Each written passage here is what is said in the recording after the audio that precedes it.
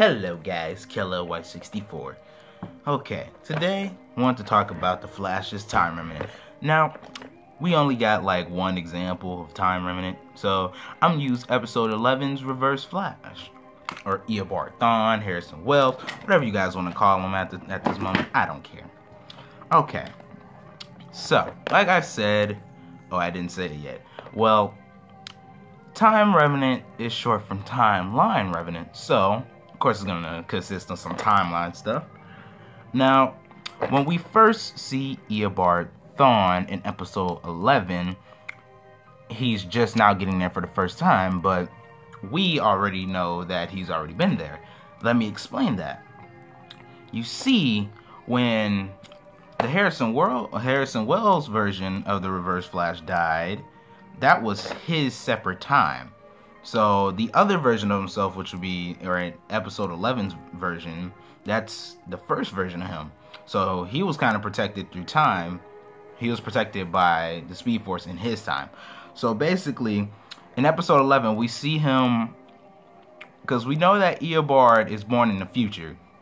So when he goes back the first time, when he goes back to see what timeline Barry's from, that's his first travel. Then when he goes back to the future, that's known as his second travel. Then when he comes back to kill his mother, that's known as his third travel.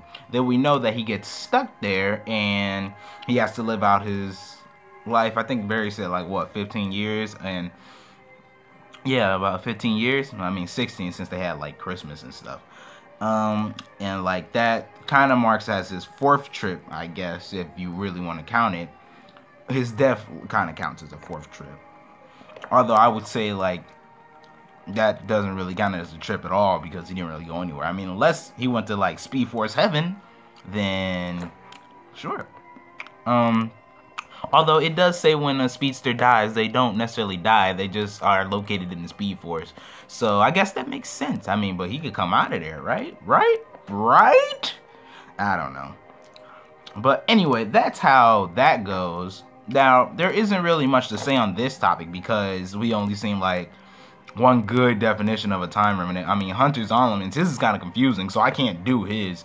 Barry's only done it once, but he kind of says how he does it, so no point of explaining that. But I was supposed to do this video like weeks ago, so here you go. Anyways, wow, it was really short. It's 2 minutes. Wow. Well, Killer White out.